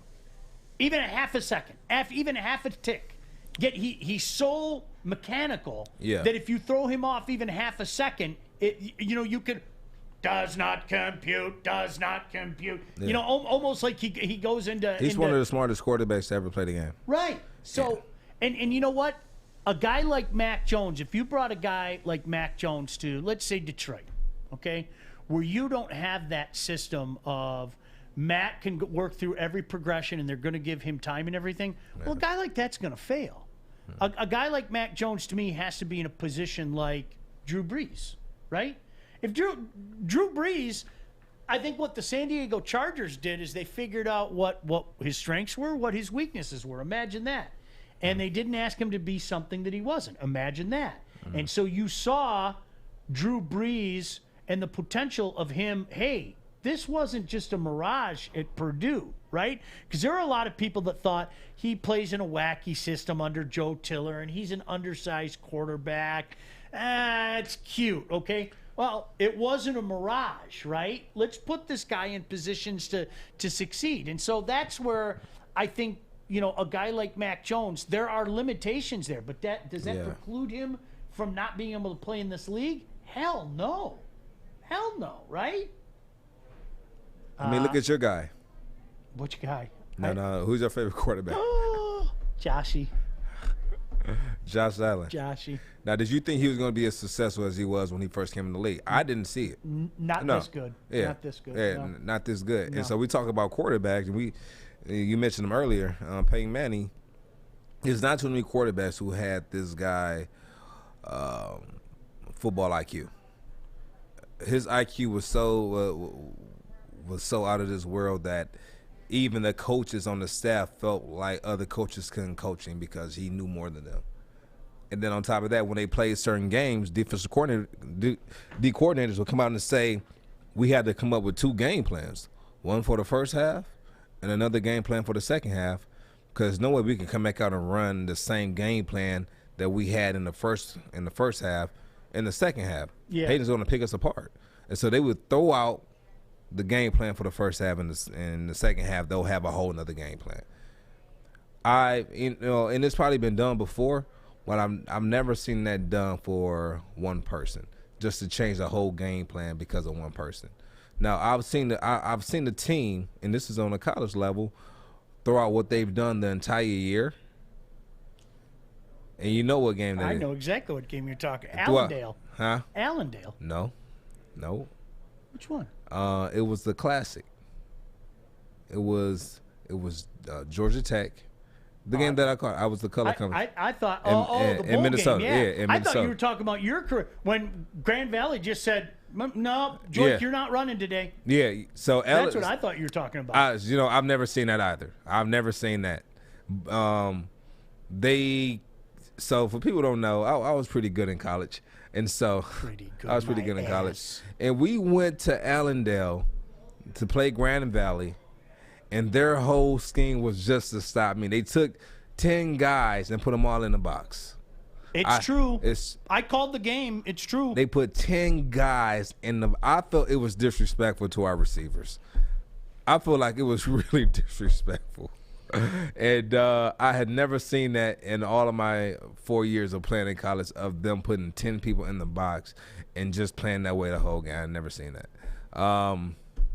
But no, the Georgia Tech, and I believe it was Minnesota. Yeah, the bowl game. Yeah. And Minnesota threw out what they had been doing the entire year to be able, and they had a lot of young guys, so they threw out their game plan to kind of to defend that wing tee offense that Georgia Tech runs, and it was successful. And so I haven't seen that too many times. But yeah, that's the type of player Peyton Manning was. Scott said 4 of the first 5 picks are going to be quarterbacks, possibly 5 or 6. Lions won't get a quarterback in round 1, but maybe in round 2 or 3. I agree with you. I want you. I'm not arguing with you or anybody else when I say this, okay? But I think one thing that we have to do, and this is part my job and part overall point, do we know what Brad Holmes thinks about Trey Lance? Mm-mm. We don't. And that's a good thing. He might love Trey Lance. He might. Or might not. He might, yeah, right. That's exactly it. But you don't know. And you know what? If I don't know and you don't know, then teams around him don't know. And the chances of him doing exactly what Alex brought up a couple minutes ago Right. explode. Because you know what? Then all of a sudden I'm sitting there, all right? I'm sitting there and I'm going, that little son of a bitch, Alex, that gosh damn it, what's he going to do? What's he going to do at 7? I don't know what he's going to do. So Alex, what do you think of Trey Lance? I don't know. Well, would you be willing to move that? It's going to take a big effort to get me out of 7. Well, how about we give you our first round pick now, and then we'll give you another one next year. Dude, I don't know, man. I kind of feel really good about somebody at 7. Well, okay, well, how about we give you our first this year, our first next year, and a second next year? Okay, cool. I mean, and that. So I hope you understand my point. I'm not saying I know what Brad Holmes likes or dislikes. I have no idea. Okay, neither do you, neither do they. But we do have to account for the fact: what if they love Trey Lance? What if they really sitting back going, we got ourselves a steal of the draft. We think that this kid is going to be better than Trevor Lawrence. This is our guy for the next 15 years. And he's not going to play right away. He might not even play for 2 years. I don't know. We'll wait and see. I'm excited. I'm very excited. Do you want to do it or do you want me to do it? Oh, you have it. I'm done. Is it? I'm done. Oh, are you done? Yeah, I'm done. I'm not done. But As you're a not matter done. of fact, As a matter of fact. 8 Mile Vodka is born in Detroit and distilled in single 90-liter batches to allow for optimal quality control and care. My next door neighbor, George, puts a lot of love into this. Shout out to George and his beautiful family. Carbon filtered, aerated, bottled at the perfect time to produce a subtle taste with smooth finish and a character all its own. My wife, my son, swear by the Moscow Mule with this. They said it makes the best mules. Why don't you put that to the test at home? This is an exceptional premium vodka that can be chilled and enjoyed straight or mixed to create an exceptional cocktail. Next time you're out, ask your bartender for an 8 Mile vodka or pick up a bottle at Meijer.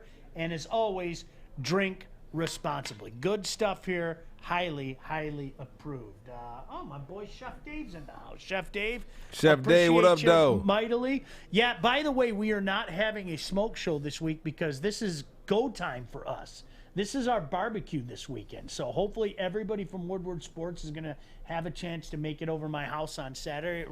To be honest with you, it matters not because we're just barbecuing anyway. But we've got, Joik, we have to figure out something special for you. I hope you can make it over. I'll tell him to bring some Beyond Packs. We got 40 pounds of wings. Hold on, what day is it? Saturday. What time? Anytime from noon on. Anytime from noon on. Whatever. Right? I'll be, Don't worry, I'm going to have a lot of things going on. I'll leave it at that. The next. But we got 40 pounds of wings. No, what I'm saying, I'll be in Colorado with my son for our ski trip. Oh, are you? Have a blast. Yeah, I appreciate it.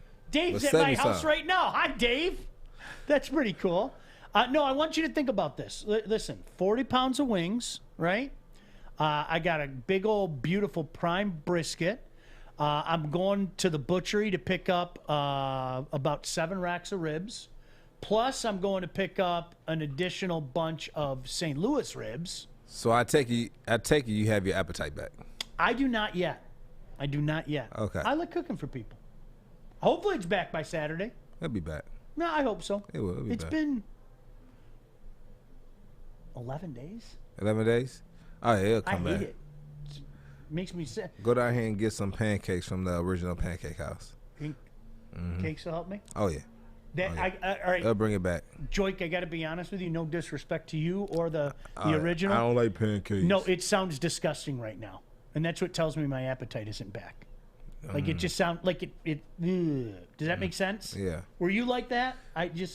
Sometimes Yeah, somebody will say so- food that normally sings to me and like you just said that and like I And for me, feel sick right now. All right, so what did it for me is I always get the late night cravings. I always get the late night cravings. Around 8 o'clock, 8:30. I'll start to get that urge to go, grab a bowl of cereal or go make something small, go make something real quick. And that always kicks in at night. And so I try to eliminate that by drinking water and then going to sleep early. And then I didn't have to do that with this when I had that. Do you know why I'm laughing at you? Why? Because you said chips. Is it chips for you? Chips. I don't know what I had happened. chips the other night. Okay, chips at about 10 o'clock at night. I wish I could just turn a timer on in my cupboard to make sure that I don't run to my cupboard because it's just, I don't. Just go to sleep. Like right around 10 o'clock, Joik. Go to sleep. I just want to grab, Sean, go to sleep. I should go to sleep. Go to sleep. Wake up early, go to the gym. I love chips. Not at 10 o'clock at night, though. I don't know who works, you and my daughter with chips. Oh, I love chips. I don't know who works, you and my daughter with Barbecue, chips. right? You a chips guy, Fish?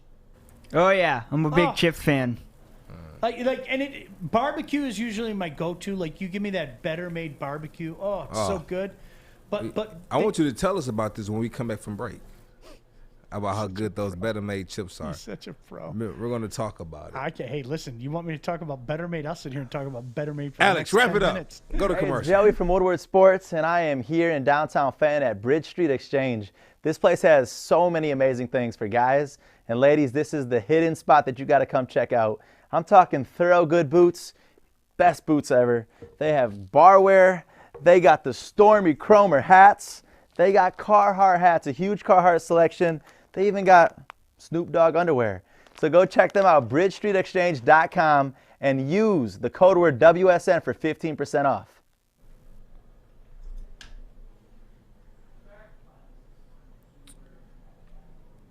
What's up? And we're back. And we actually have a call in.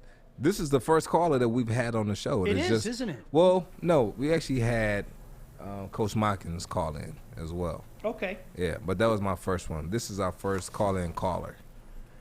All right, caller, you're on the air. Welcome to the Baligian and Bell Show. How are you, caller? What's going on, Shane? How you doing? They don't cue you up. They don't. They don't tell you who it is. Oh, you're it's not gonna, Carlos. You're gonna say it's Carlos from Wyoming. Carlos in Wyoming. How are you, Carlos? I'm excellent, if not superb, my friend. I like what you guys are doing. Thank you. I'm enjoying it. I've been following it for a minute. Hey, so I'm listening to you guys. Carlos, if you didn't know. No, I don't know Carlos. Yeah, super Lion fan. Go ahead, Carlos. He was there. He was there. Now he sounds like he's talking in some robotic language. This is something new that we're adding to All the right. show for people that don't know. You can start calling in to the Baligian and Bell Show with questions, and we'll take your call. Just make sure your phone works. 313-552-6322. Call in. How's that? Yeah. Call in now at 313. Sorry about that, Carlos. 552-6322, and we're here for you. I like that. You like that? Yeah. Oh, yeah. I think, Like, especially this time of year, everybody wants to talk draft, and I know Carlos is a big talk draft guy, and I think that Carlos is probably in the same position as I of the Lions need a quarterback. Does it have to happen to be this year? No, it doesn't have to be this year. Doesn't. It's not a necessity. It's not pressing because these guys are taking, like you said earlier, Joik. This is the long game right now. This is the long game. That doesn't mean that you don't put a premium on every single stinking pick that you have, but you have an opportunity this year to start to build some things. And next year, if you want to think about drafting that quarterback, you think about it. But I'm going to say it again. That doesn't mean that you preclude yourself for or against taking a guy if you love the guy. You know what, though? I want to get to that after we get to this caller who just called back in, Fish. You want to bring him back through? All right. We have a different caller. We have Ethan who wants to talk about the Lions drafting a quarterback, question mark. Hi, Ethan. What up, Ethan? What up, though, mates? Just want to say, look at what drafting a quarterback has done for the Browns and all the free agents and whatnot they've been able to pick up. They even talk about drafting or signing Jadeveon Clowney this week. Yeah, you know what?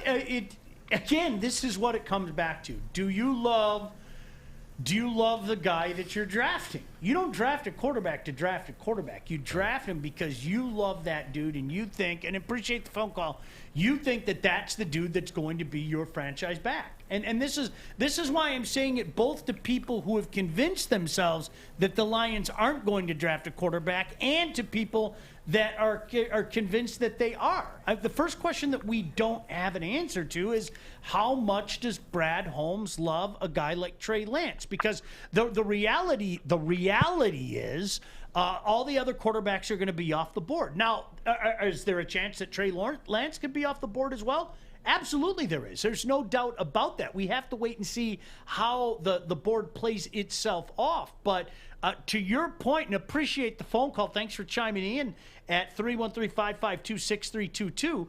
You have to remember the one thing that we don't know is what do the Lions think about that guy. That's what I don't know. And I don't think that's a bad thing, Joik. I really don't. No. It's chess. You're not going to let other people know your moves. Yep. So it's basically just playing around, not even playing around, but just putting yourself in position to make sure you don't give out too many, clues on who you want, who you like, because they'll play that card against you. Yep. They'll play that card against you. It's interesting because I think there's a parallel to be drawn between. Or they can say they like him. Yeah. They can say they like him, and the team that wants Trey Lance will probably trade up for him. I think there's a parallel to be drawn with what the Lions are doing right now and what the Red Wings did yesterday, and they're still in the process of doing. Yeah. The old adage is to get something, you have to give up something. And I think a lot of times people don't understand that. They just think that you can make a great deal or they're going to take your garbage to get their treasure, and it doesn't work out that way. But at the end of the day, what the Red Wings did yesterday is it's about accumulating talent, Joik. And do you want to give up a young player like Anthony Mantha? Look, is it happening for him here? Nah, it really hasn't yet. There have been flashes of it. Do you want to give up a guy like that? Of course you don't. Of course you don't. But sometimes to get something, you have to give up something. Yeah. And now you got yourself an extra first-round pick, an extra second-round pick, pretty damn good player as well in Verona coming here. But let me say this. I'll tie this back to the Lions, all right? Did you want to get rid of Matthew Stafford? No, of course not. No, of course, no. You didn't want to get rid of Matthew Stafford. But at the end of the day, for the package that you got from Matthew Stafford, you make that deal all day. But now the difficult part, you have to make these picks count. The Lions had a talent issue, okay? To get something, you have to give up something. A team isn't just going to say, Lions, we feel sorry for you. We do. I'll tell you what we're going to do. We're going to give you an extra first-round pick and an extra second-round pick because you guys have been struggling. Doesn't work that way. Do you know how you get the second-round pick? Do you know how you get that first-round pick? You have to give up something, and the Lions had to give up something of value. And now this is where Brad Holmes and his staff have to make it count. They have to make it count. I understand what the caller is saying. In a perfect world, I'd love if the Lions could snap their finger and have the transformation like the Browns did last year. They can't. Right. The Browns had a lot of pieces in place that were all helped about. By who? By who? Oh, Dorsey was a big part of it. Okay, we got Dorsey here. Yeah, We'll put Dorsey's together here now. something. So give we'll me a put couple together years, something right? here. Yeah, give me a couple years. It's not going to happen overnight, though. You know what I mean? And it's crazy for Lions fans to come in now and say, "Well, they broke my heart so many years in a row," and not look to see what's going on here and see this is totally different. This is totally different. But I can understand their frustration on the Lions not being the winning franchise that they want them to be. But give us time. Do we have another caller? Oh, we've got Carlos who's back. Oh, good. What up, Los? What's going on, guys? What up, though? Good to have you so back. Thank you. I was listening to your guys' conversation about the quarterback situation. I just want to throw my 2 cents in here. All right. Go ahead. Okay. Listen, at 7, you don't know when you might be back here. So if you think whatever you think of Goff, okay, we may not be back at 7. So this opportunity, outside of having to spend draft capital to move up, which I don't want to do, given the druthers, I don't want to do that. So if I'm not in love with any of the guys, and that includes Mac Jones. Listen, 4 years ago, Mac Jones would have been much highly rated. Just because the mobile quarterback is a thing now, that he's kind of fallen off. That's really his warts, and he has some character issues. So there's that too. But for me, there's no way you do this in the second round or the third round. That's crazy talk. That's just burning up draft picks, your draft capital. There's no way halfway crooks with the Lions moving forward. Jared Goff, what we're going to learn from Jared Goff is whether or not he can truly read a defense. At his peak, he was going ahead and getting the playoff before the 15-second clock. McVay's making his reads. He was using the motion to figure out what the progression should have been, and he was giving it to him in his ear. The minute that the Patriots didn't fall for it in the Super Bowl, that whole thing ended, and we got to see more of the true player that Goff is. And that was on a great team, guys. So I'm with Sean on this. If you have delusions of grandeur that he's somehow going to come in and take us to heights that he took the Rams, I guess if the front office can create a situation like the Rams around him, he is capable of that. But that's not going to happen for at least 3 years. No, sir. And he's here for 2. So I love what you said. He's got his time to prove it. Carlos, I love what you said because this reminds me of a conversation you and I had a year ago, okay? To all the people out there that thought, well, you can just suck this year and get in the Trevor Lawrence sweepstakes. How'd that work out? The Lions were awful last year and are picking at number 7. Yeah. You know, I mean, that's the reality of life in the National Football League, right?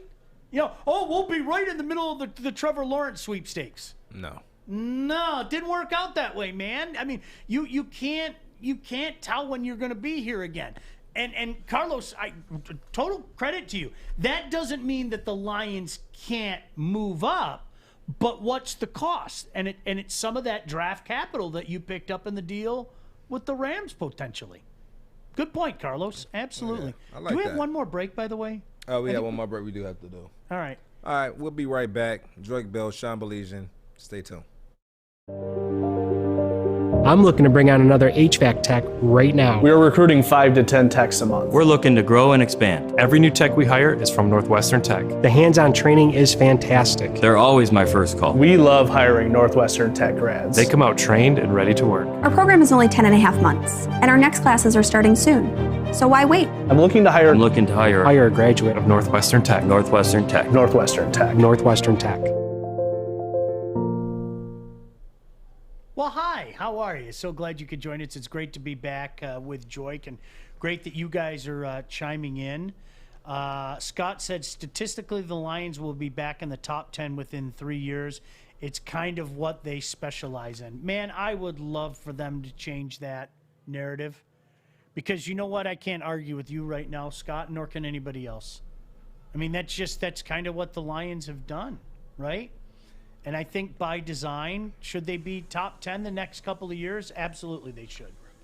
Absolutely. I mean, really and truly, absolutely they should. You're looking at a franchise that should be in the top 10 the next couple of years. But can this turn around? Can this turn around quicker than most people think? Absolutely. Yes. Look at, I keep using, the caller who called in brought up Cleveland. I use the Dolphins. The Dolphins were a disaster. It was going to take the Dolphins years to fix, okay? And the Dolphins nearly got themselves in the playoffs last year. How about, the other example I used, the Cardinals. The Cardinals, it was a mess in the desert. I mean, Bruce Arians fled, for goodness sake, right? Got up out of there. Because it was going to take so long to get the Cardinals back. By golly, you take advantage of a moron in Bill O'Brien. You get yourself a young quarterback that's very exciting. You get some pieces around that young quarterback that are very exciting. I like the Cards' future. I'm not writing them in the Super Bowl or anything like that, but gosh damn it. But playoff potential. The blueprint is there, okay? Playoff potential. The blueprint is there to see how quickly you can flip things in the National Football League. And I think the Lions, if they do this right, maybe we're having the same conversation about the Lions in 2 years. It'd be great if next year was the only one where they walked through the wilderness, and all of a sudden 2 years from now, Joik, you and I are sitting there halfway through the 2022 season going, dude. 6-2. Look at that. Dude. Like you usually, we're cooking. Oh. We're cooking. I'll cry. You'll watch me. You'll watch me cry. No, not halfway through. You'll cry at the end. I'll probably cry halfway through too. You know me. I'm a big baby. I'm a big baby. Okay, honey buns. I love my Lions. I'm not even that one's personal to me, because I told you I'm gonna, when they get it right, and they'll get it right sometime during my life. I firmly believe that I am gonna go visit my grandfather's grave and say, hey, Grandpa, I told you I'd see one. Because he told me very early age, don't do it to yourself. Don't do it to yourself. And so. Did you do it to yourself? Of course I've done it to myself. I'm an idiot. Why are you an idiot? Because I firmly believe that my team eventually is going to get it done. Because we will get it done. Yeah. We will get it done. You're not an idiot. That's the point I was trying to prove here. You're not an idiot. Aw. You're not an idiot. You're nice. We gave each the other Lions is our team. Has always been our team. Always will be. And always will be. Same as it ever was. Yeah. Grammy Whammy, great show, you guys. Have a good evening. It's a pleasure to see you, Grammy Whammy, and so many of you guys out there. Jenna, great show today, guys. Thank Glad you, to have you both back and at it. Enjoy the sunshine. Everyone love y'all. Oh, we love you too. Appreciate you. We love Jenna, man. Jenna is so consistent. I love Jenna. Yeah, big fan. You know what? We're gonna have the Alex Appreciation Day too, because Alex just sits in there and does his job and doesn't look for any fanfare. And Alex says, "Hey, what about me? What about Alex? What about Alex? Much love to Alex." What about Alex? Alex is just a tool around here. Look, even Fish is getting in there. Get in there, Fish. That's what I'm talking about. Great job, Alex. Woo, woo. You know, Alex was jealous of Fish earlier on the show. He was saying, "I want that type of love that Fish has." So we're gonna give you love, Alex 1.0. We appreciate you on There's the your show. roses. Thank you, guys. Always a pleasure, buddy. All right. I'll see you again tomorrow. See you tomorrow. See you guys tomorrow as well. Tap in 11 to 1. Baligian the Bell. Gang, gang.